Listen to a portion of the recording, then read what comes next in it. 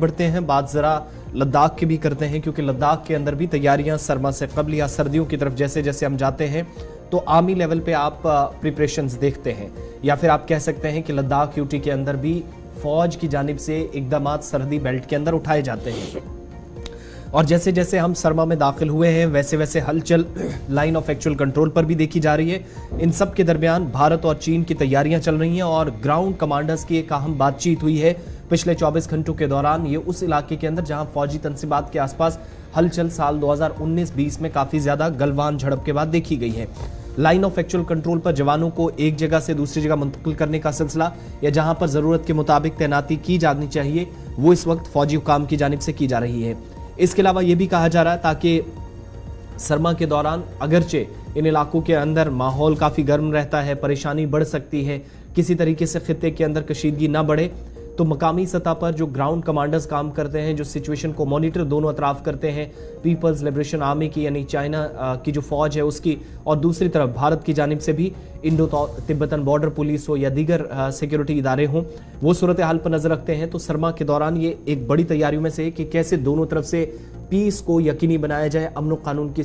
अमन की जैसी सूरत हाल रहे। और फौजी तनसीबात के आसपास आपको याद होगा कि 15-16 जून 2020 के बाद जो कुछ हुआ, खित्ते के अंदर कशीदगी सिर्फ मशरकी लद्दाख के इस मामले के बाद देखी गई। यही वजह है कि ऐसे मामलात आने वाले दिनों के अंदर ना देखने मिले और कॉन्फिडेंस बिल्डिंग मेजर्स उठाने पर जोर दिया जाए। इसके लिए अब तक फौजी सतह की तकरीबन 19 मरतबा बातचीत हो चुकी है, लेकिन साथ साथ ग्राउंड कमांडर्स जिनकी बड़ी जिम्मेदारी है कि कैसे माहौल ठीक रखा जाए, किसी भी तरीके से फौजी आमने सामने ना आए। सरमा के दौरान एक तो मुंतकली दाएं बाएं होना या फिर साथ साथ बातचीत के जरिए मामलात को हल करने की एक कोशिश फिर से यूटी लद्दाख के अंदर हुई है। मौसमी सरमा ने दस्तक दे दी है और चौथा सीजन होगा जब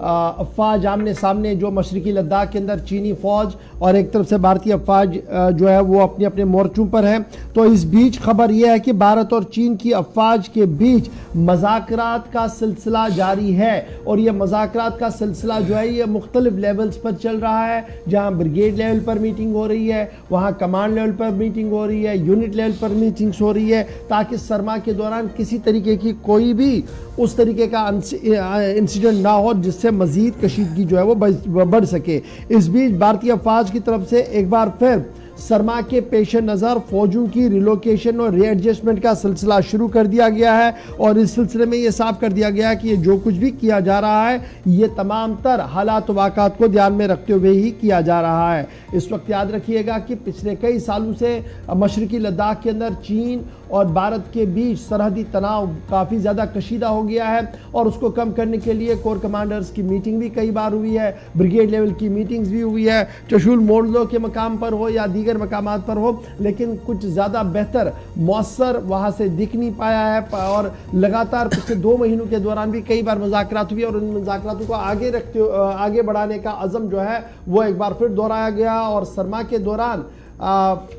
फौजी जवानों की अरसरनौ तैनाती और तमाम तर तैयारियों को हतमी शक्ल जो है वो वजारत दिफा की तरफ से दे दी गई है। और ग्राउंड जीरो पर भी यानी मशरकी लद्दाख के अंदर भी चीनी सरहद पर काफ़ी ज़्यादा हलचल इन दिनों जो है वो देखने को मिल रही है।